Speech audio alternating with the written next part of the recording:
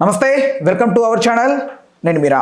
Senior NTR గారు అనగానే మనకు గుర్తొచ్చేది ఆయన వేసినటువంటి దేవుడి పాత్రలు. ప్రధానంగా ఈ అంశంలోనే ఒక కొత్త కోణం వెలుగులోకి వస్తుంది. ఆయనని పోలేలా శ్రీకృష్ణుడి విగ్రహం ఒక దగ్గర ఏర్పాటు చేసే గతంలో కూడా ఒక సో కాల్డ్ క్యారెక్టర్ ఆర్టిస్ట్ ఒక ఆవిడ మా యాదవ కులానికి సంబంధించిన శ్రీకృష్ణుడిని ఒక ఆర్టిస్ట్ ముఖ చిత్రం ద్వారా ఎలా మీరు ప్రజల్లోకి విగ్రహ రూపంలో తీసుకెళ్తారని ప్రశ్నించడం జరిగింది. అయితే ఓవరాల్గా ఇప్పుడు ఇంకొక విషయం కూడా ఇలాంటిదే ఒకటి గుంటూరు జిల్లాలో జరిగింది. అయితే ఓవరాల్గా ఈ అంశం గురించి అసలు దేవుళ్ళ విగ్రహాలు సినిమా యాక్టర్ల ఫేస్ ముఖ కవలికలతో పోలి ఉండేలా పెట్టొచ్చా పెట్టకూడదా అనే అంశం గురించి మనతో మాట్లాడడానికి సినీ మరియు రాజకీయ విశ్లేషకులు భరద్వాజ్ గారు ఉన్నారు. ఆయనతో మాట్లాడదాం. సార్ నమస్తే. నమస్తే అండి. సార్ అదే ఎట్లా ఏం చెప్తారు దీనికి? అసలు అంటే నిజానికి దేవుళ్ళకి సంబంధించినటువంటి ఇమేజెస్ అన్నీ కూడా ఎక్కడి నుంచి డిరైవ్ అయినాయి?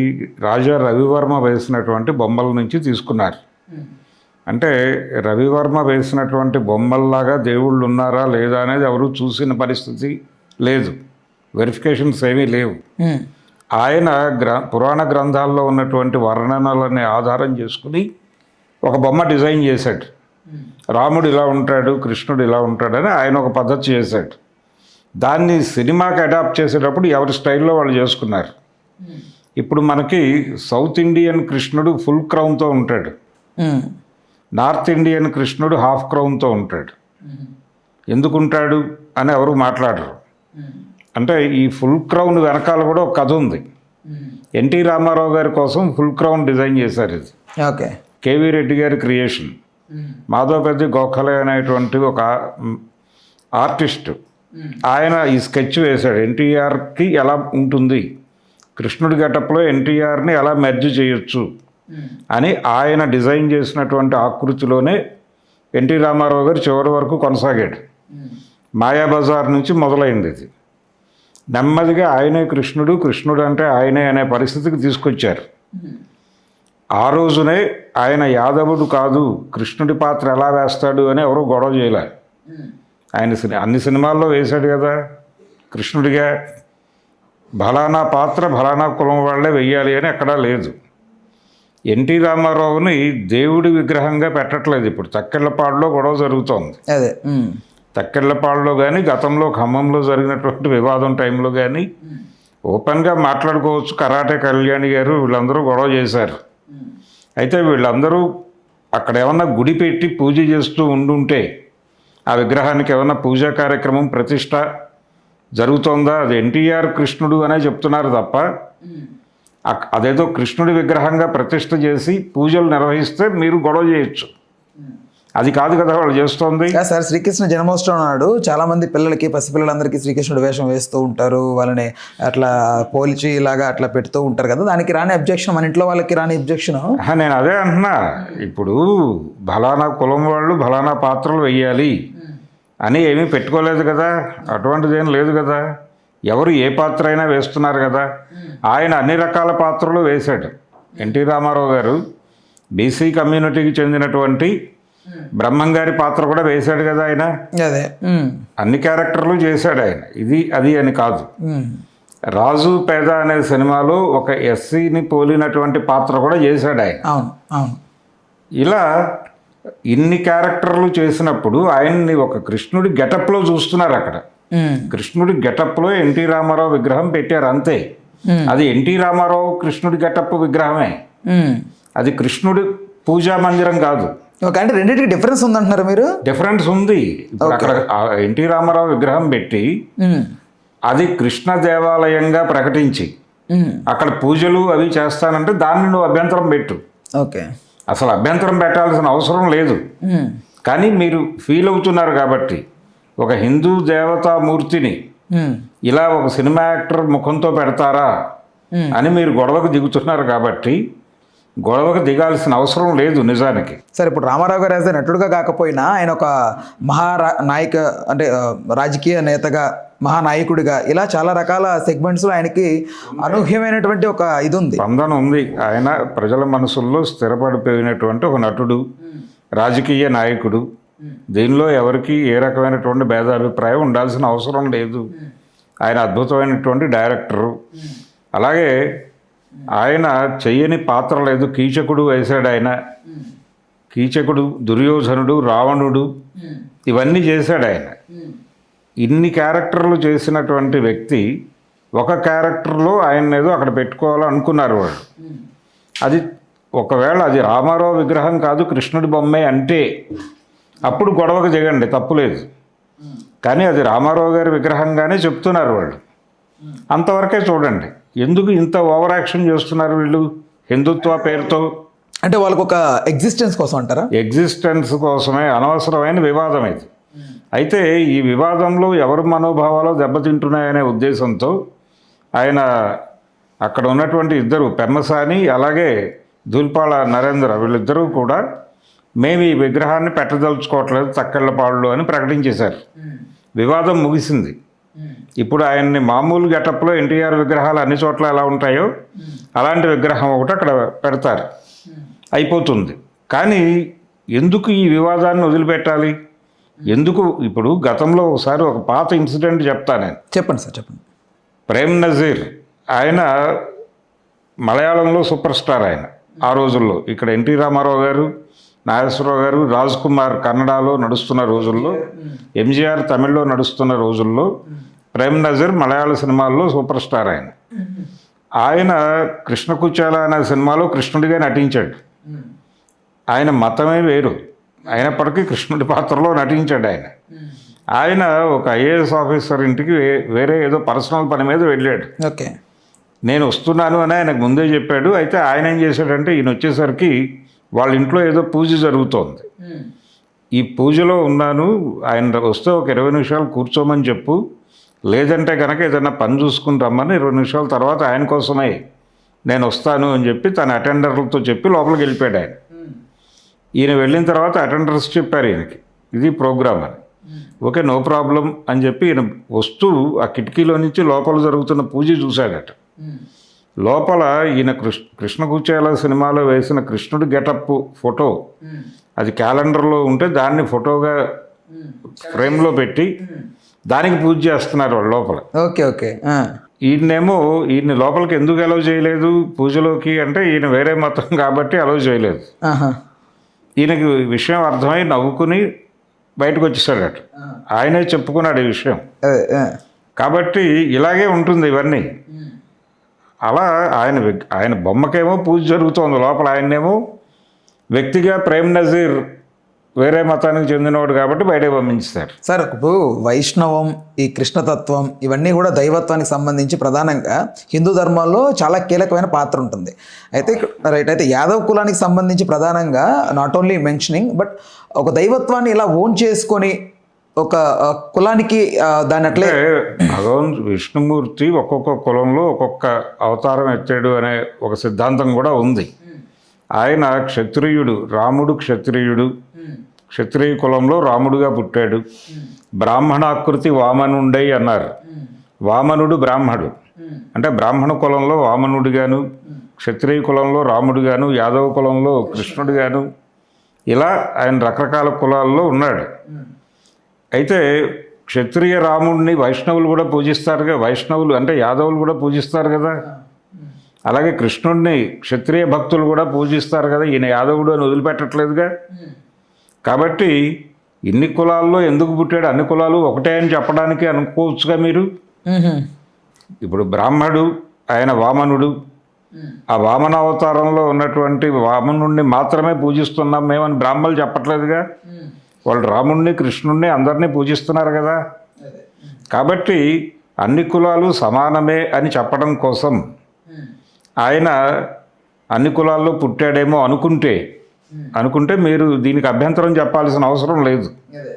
రెండోది, అది దేవుడి విగ్రహం అని చెప్పట్లా వాళ్ళు. ఎన్టీ రామారావు గారిని కృష్ణుడి గెటప్లో పెడుతున్నాము అన్నారు. దాన్ని ఎందుకు వివాదం చేయాలి? కృష్ణుడి గెటప్లో అక్కడేం పూజలు జరగట్లేదు కృష్ణుడిగా. ఒకవేళ ఆ విగ్రహాన్ని గుడిగా మార్చి వాళ్ళు కృష్ణుడు అనే ఉద్దేశంతో పూజలు చేస్తే అప్పుడు నువ్వు వెళ్ళి గొడవకు దిగు. ఓకే, అది లేకుండా విగ్రహం పెట్టడమే తప్పు అంటే గెటప్ వేయటమే తప్పు అనాలి. ఓకే, అది I want to ask you sir, ఇది ఇక్కడ ఏంటంటే చాలా మంది సినిమా ఇండస్ట్రీలో సినిమాల్లో దైవత్వానికి రిప్రజెంటర్స్గా చాలా మంది క్యారెక్టర్స్ చేస్తుంటారు. అవునండి, క్యారెక్టర్ చేస్తున్నాడు. మీరు ఒక రాజ్యాంగం రాయండి, ఫలానా యాదవుడు మాత్రమే కృష్ణుడి పాత్ర వేయాలి, క్షత్రియుడు మాత్రమే రాముడి పాత్ర వేయాలి, బ్రాహ్మడు మాత్రమే వామనుడి పాత్ర వేయాలని మీరు ఒక రాజ్యాంగం రాయండి. దీనికి విరుద్ధంగా ఎవరైనా చేస్తే వాళ్ళకి ఇన్ని సంవత్సరాలు జైలు అని పెట్టండి, కాదన్నది ఎవరు? కాబట్టి ఇది అనవసరమైనటువంటి వివాదం. వాంటెడ్గా అంటే హిందుత్వ ప్రమోషన్లో భాగంగా రకరకాల విషయాలను ఏదో ఒక టాపిక్ తీసుకుని గొడవ చేయాలి. హిందూ మతానికి అపచారం జరిగిపోతుందని గగ్గోలు చేయాలి. ఇందుకోసం చేస్తున్నటువంటి కార్యక్రమం తప్ప ఇంకేమీ కాదు. అంటే ఎంతో భ్రష్టు పట్టించడానికి చాలా మంది తయారవుతున్నా మేము ఇక్కడ చేరి మేమే కాపాడుతున్నాం అనే ఒకటి కాపాడుతున్నాము, మేము హిందూ మతాన్ని కాపలా కాస్తున్నాం, దాన్ని జాగ్రత్తగా రకరకాలుగా భ్రష్టు పట్టిస్తున్నారు, మేము దగ్గరుండి కాపలా కాస్తున్నాం అని చెప్పుకో. హిందూ మతం ప్రమాదంలో ఉంది, అదే హిందూ మతం ప్రమాదంలో ఉంది, దాన్ని కాపాడటానికి మేము ఉన్నాం అని చెప్పుకోవడానికి ఈ హడావిడి చేస్తున్నారు ఈ కరాటే కళ్యాణి గారు మరికొంతమంది. కానీ అంతకుమించి వేరే ప్రయోజనం ఏం లేదు, ఇందులో ధార్మికత అంతకంటే లేదు. ఎన్టీ రామారావుని కృష్ణుడి గెటప్లో యాక్సెప్ట్ చేయడం ద్వారా వాళ్ళ బ్రాడ్ మైండెడ్నెస్ తెలుస్తుంది.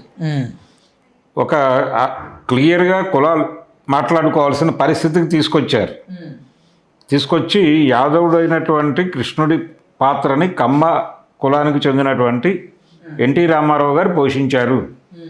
అలాగే దేవుడు కూడా అన్ని కులాల్లోనూ పుట్టాడు కాబట్టి అన్ని కులాలు సమానం అని చెప్పడం కోసం ఆయన అన్ని కులాల్లోనూ పుట్టాడు కాబట్టి రామారావు గారు కమ్మ కులానికి చెంది కూడా కృష్ణుడి గెటప్ వేయటం అనేది మేము హర్షిస్తున్నాం అంటే ఒక బ్రాడ్గా ఉండేది. అసలు అది గుడి కాదు, అది ఆలయం అని చెప్పట్లేదు వాళ్ళు, దానికి పూజలేం జరగట్లా. అంటే ఇప్పుడు ఒకవేళ రామారావు గారి విషయంలో వదిలేస్తే ఇది ఇలా చినిగి గాలివాన అయ్యి అందరూ ఇలాగే ఎవరికి నచ్చినట్లు వాళ్ళ దేవుళ్ళ రూపాలని హీరోల చేస్తారు పెడతారని భయంతో ఏదన్నా ఎందుకు చేస్తారు? ఇప్పుడు ఒక్కొక్కళ్ళకి ఒక్కొక్క ప్రత్యేకత ఉంది. అక్కినేని నాగేశ్వరరావు గారి పేరుతో కొన్ని క్యారెక్టర్లు ఉన్నాయి. ఇప్పుడు ఆయన దేవదాసు పాత్రలో ఆయన ప్రసిద్ధి. ఒక దేవదాసు పాత్రలో నాగేశ్వరరావు గారి విగ్రహం పెడతారు, దానికి ఎవరన్నా అభ్యంతరం చెప్తారా?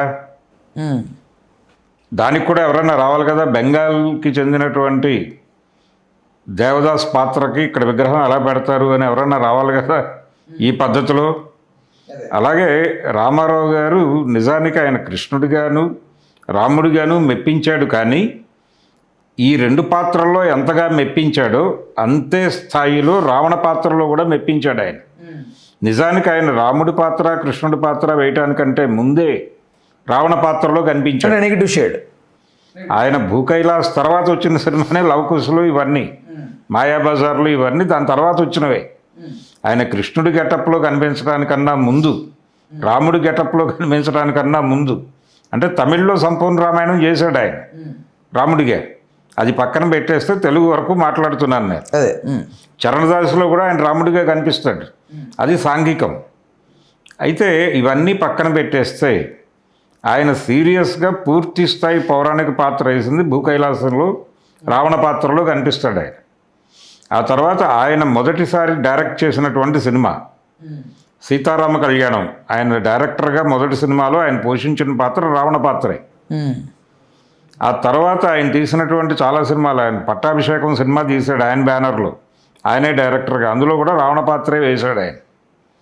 ఇలా దాదాపు 5-6 సినిమాల్లో రావణ పాత్రలో కనిపిస్తాడు ఆయన.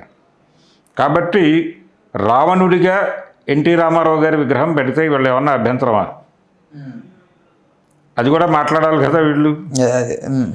కృష్ణుడిగా పెడితే మా మనోభావాలు ఎందుకు గాయపడాలి? ఆయన దేవుడు అంటలేదు కదా ఎవరు. సరే, ఇక్కడ మనోభావం పాయింట్కి వస్తే, మనోభావం అనేది ఒక లక్షలాది మంది యాదవ కులానికి సంబంధించి అందులో ఒక 10% ఆఫ్ ది పీపుల్కి మాత్రమే మనోభావం దెబ్బతింటది. ఈ 10% ఆఫ్ ది పీపుల్ మిగతా 90% ఆఫ్ ది పీపుల్. యాదవుల్లో కూడా ఎన్టీ రామారావు గారి అభిమానులు ఉన్నారు. వాళ్ళల్లో చాలామంది, మెజారిటీ ఈ వివాదంతో సంబంధం లేకుండా కృష్ణుడిగా రామారావు గారు అద్భుతము అనే అభిప్రాయం. కృష్ణుడి పాత్ర ఆయన వేసి రక్తి కట్టించాడని చెప్పడం మాత్రమే కాదు, ఇప్పుడు ప్రతి బండికి కూడా, ప్రతి వెహికల్కి కూడా కులం ఉంది అనే విషయం మనకు అర్థమవుతుంది రోడ్డు మీద వెళ్తుంటే. అదే అంటే ప్రతి వెహికల్కి వెనకాల ఏదో ఒక నాయకుడి బొమ్మ ఉంటుంది. ఆ నాయకుడి బొమ్మను బట్టి ఆ బండి నడుపుతున్నటువంటి వ్యక్తి ఏ కులమోడో మనం ఒక అంచనా కట్టొచ్చు. చాణక్యుడి బొమ్మ ఉంటే అది బ్రాహ్మణ బండి అని మనం అనుకోవచ్చు. సార్ ఇప్పుడు చాలా మంది ఇలా వెనకాల వంగవీటి రంగా గారి బొమ్మ ఉంటే అది కాపు సామాజిక వర్గానికి చెందిన వెహికల్. ఇలా బళ్ళకు కూడా కులాలు పెట్టేశాం మనం. కృష్ణదేవరాయల విగ్రహం పెడుతున్నారు కొంతమంది, కృష్ణదేవరాయల బొమ్మ. అది ఇద్దరు క్లెయిమ్ చేసుకుంటున్నారు. అదే యాదవులు క్లెయిమ్ చేసుకుంటున్నారు, ఇంకో సామాజిక వర్గం కూడా క్లెయిమ్ చేసుకుంటాం, కాపు సామాజిక వర్గం. కాపు సామాజిక వర్గం. అదొక వివాదం ఉంది అక్కడ పంచాయతీ. విచిత్రం ఏంటంటే అక్కడ కూడా ఎన్టీ రామారావు గారే ఆ పాత్ర పోషించింది సినిమాల్లో. కృష్ణదేవరాయలు అంటే టక్మన్ గుర్తొచ్చేది ఎన్టీ రామారావు గారి గెటప్. ఆయన 2 సినిమాల్లో చేశాడు ఆ గెటప్లో. కాబట్టి ఆ సినిమా తెనాలి రామకృష్ణ సినిమాలో కృష్ణదేవరాయలుగా ఎన్టీ రామారావు గారు. ఆ గెటప్ వెలుగుతుంది వెంటనే. ఇప్పుడు ఆ విగ్రహం కృష్ణదేవరాయల విగ్రహం చేసేటువంటి శిల్పికి కూడా ఆ సినిమాలో రామారావు గారు ఎలా ఉన్నాడో చూసుకుని అదే గెటప్లో విగ్రహాలు దింపుతున్నారు. ఇప్పుడు ట్యాంక్ బండ్ మీద ఉన్న విగ్రహాలు ఉన్నాయి కదా, చుట్టూ ఉంటాయి. ఆ విగ్రహాల్లో మెజారిటీ విగ్రహాల్లో ఆయన రూపురేఖలు కనిపిస్తాయనే ఒక విమర్శ ఉంది. ఎన్ని ఉన్నప్పటికీ అంటే ఆయన ఆ గెటప్ వేసినప్పుడు దాని ఇన్ఫ్లుయెన్స్ జనం మీద ఉండటం వలన, జనం దాంతో కనెక్ట్ అవ్వటం వలన ఆ సినిమాలు విజయవంతం అయినాయి. ఆయన కృష్ణుడిగా వేసిన సినిమాలు ఎందుకు హిట్ అయినాయి? జనం కనెక్ట్ అయ్యారు దాంతో. అందరూ కనెక్ట్ అయ్యారు. ఆ కనెక్ట్ అయిన వాళ్ళలో అన్ని కులాల వాళ్ళు ఉన్నారు, అన్ని మతాల వాళ్ళు ఉన్నారు. రామారావు గారి పౌరాణిక సినిమాలు ముస్లింలు విపరీతంగా చూశారు దేశంలో. అంటే ఒక మాటలో చెప్పారంటే ఇక్కడ శ్రీకృష్ణుడికి కులం ప్రతిపాదకంగా కనిపిస్తుందా, లేకపోతే ఎన్టీ రామారావు గారికి కులాన్ని అంటగడుతున్నారంటారా? ఇప్పుడు ఆయన విష్ణుమూర్తి అవతారం, విష్ణుమూర్తికి కులం లేదు. ఆయన మానవ జన్మ ఎత్తినప్పుడు ఏదో ఒక కులంలో పుట్టాడు అనుకుంటే, ఆయన రామారావు గారు అది వేయటం తప్పు కాదు, ఆ పాత్ర వేయటము తప్పు కాదు. ఆయన్ని కృష్ణుడి గెటప్లో విగ్రహంగా పెట్టడంలో కూడా ఏ తప్పు లేదు. తప్పు అని అనవసరంగా గొడవ చేస్తున్నారు వీళ్ళు. ఎందుకు గొడవ చేస్తున్నారు? వీళ్ళకి ప్రయోజనాలు ఉన్నాయి.